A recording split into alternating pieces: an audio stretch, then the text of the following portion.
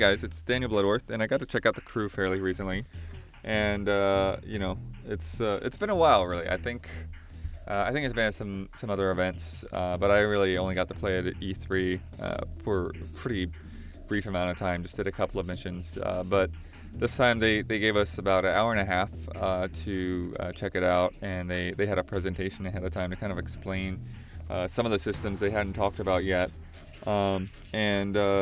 If you're not familiar with it yet, it's Ubisoft Racer from some of the same guys that worked on Test Drive Unlimited, but they also have people from a bunch of other teams like the Split Second team and Burnout guys from the past. So a pretty mixed background, but they've been working on this for a long time, and it's this it's kind of in the same spirit of Test Drive Unlimited, where it's this big, massive open world, and this time they're taking on the entire United States, sort of. It's like this weird, shrunken, altered growth of the United States. Miami is like half of Florida, and Las Vegas is where Denver probably should be, and so things are kind of shuffled around and mixed around and stuff. But it is a really huge game. You know, it's very heavy on the RPG elements. They even use the silly term as CarPG, which I'm pretty sure I've heard before. Every licensed car that's in the game has these different specs, different variations that you can do a performance spec, or you can do a circuit spec, or a street spec, or a dirt spec, or a full raid spec for, you know, really getting the most out of off-roading and jumps and stuff like that. And then with those specs, there are different parts that you earn. So when you complete a mission or complete a race, then you get parts of various rarities. So you might have a level 24 bronze part, but if you get a level 20 gold part, that's actually going to give you more performance. So in terms of customization, it's kind of that kind of loot-driven Diablo style type thing. Although there's not as much micromanaging to it as you would have either in a normal car game or a normal RPG, because most of the time you can just kind of keep going. You can either go into the shop and auto-equip all the best stuff, or you can, when you get a new part, you can either equip it, or you can just send it back to your shop to, I guess, sell for credits.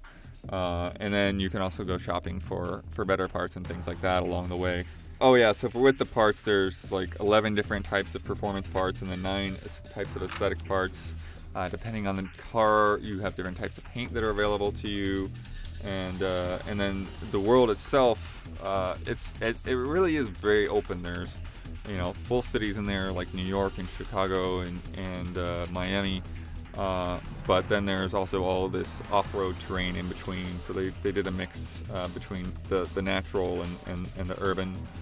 It's meant to be a social experience. So the way they explained it is that at any time in your game session, you would have a group of 8 that would be with you, kind of in your own little bubble, as they put it.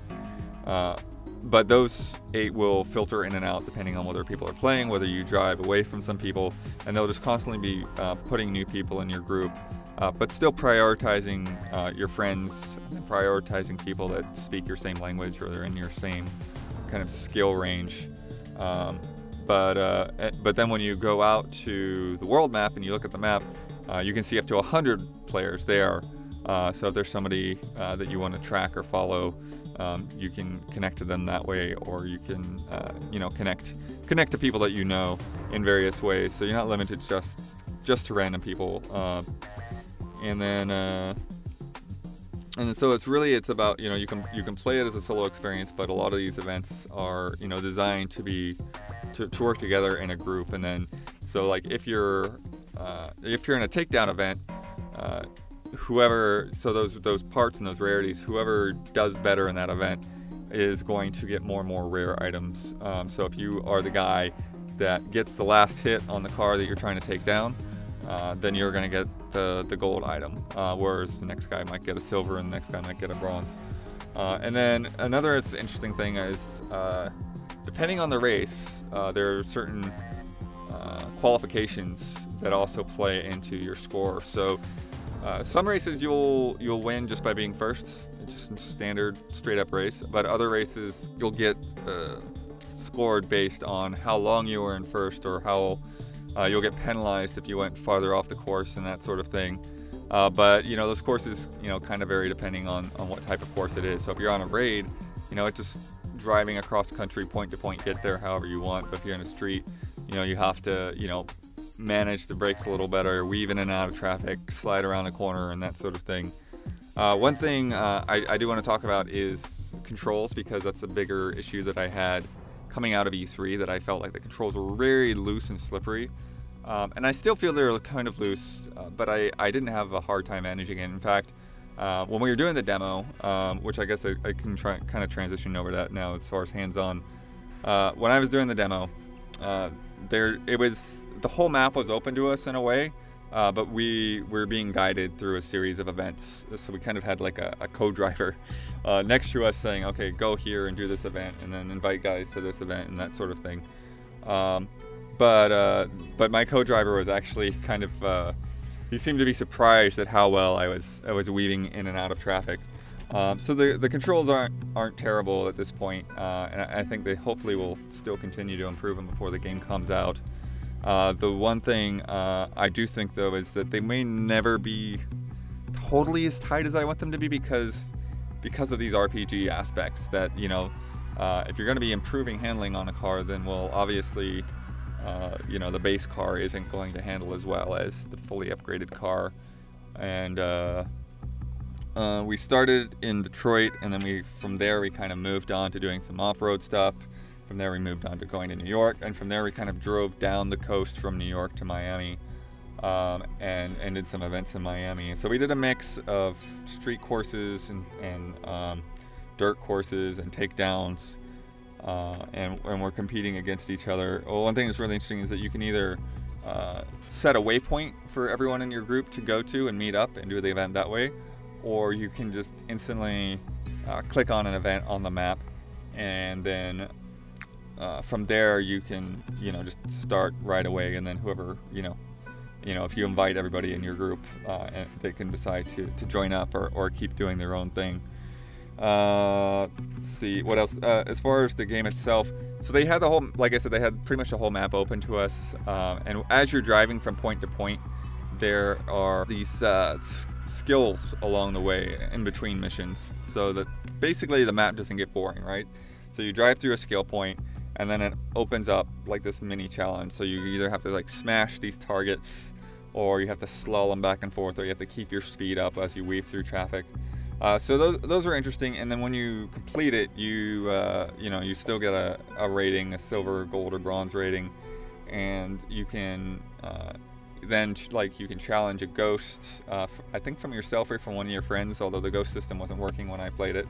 So when you get to when the final game comes out, there's this whole story that's involved in it. They've even said that the story is just sort of an excuse to kind of walk you through all the different aspects of the game. But there's this gang called the 510 gang. It's just like a countrywide group of street racers. And so you kind of work your way through the story, and even though you can go anywhere you want in the world, there's going to be kind of like a fog of war that's like hiding a lot of the missions and objectives and things like that, until you kind of clear out an area and then move on to the next area. So you can't just go around and do whatever mission you want at first until a certain point in the story, but you can actually drive wherever you want.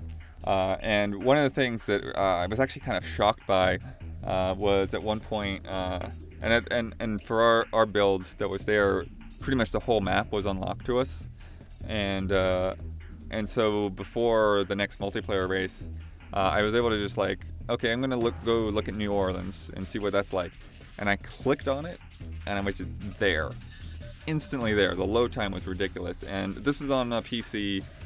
Maybe, you know, it's a solid state drive that was speeding up the load time or whatever, but it was just ridiculously, I mean saying it's fast doesn't even make sense, because it's just, I clicked on it and I was there. There was not any lag in that fast travel system. And he said something like they're working to get the highest load times to be like 3 seconds or something like that. So that was pretty good. Oh, also when you're going around these cities, they have landmarks for you to check out and get XP. So, you know, even, you know, like a lot of times I feel like people will put these great buildings in there, but then there's no way to really show them off or no reason for you to check them out. But this time around, it's like, okay, go to this landmark, and then you kind of get a little bit of, just to at least identify it, right? And show what it is. For kind of technical ends of things, like I said, this was the PC version, but they are talking about trying to get it, making sure it's 30 frames per second on console, and then depending on your PC, that you can go up to 60 or 120 on PC. So yeah, overall with the crew, I think the one thing I'm worried about is that it just might be too big. There's hundreds and hundreds of events and things out there, so I don't know that I'll ever feel like it's possible to do a complete run. They were saying that it might be 30 to 40 hours to get through the story, and I think they even said something like if you wanted to fully max out one car would be like a 50-hour process. So I'm not sure about that.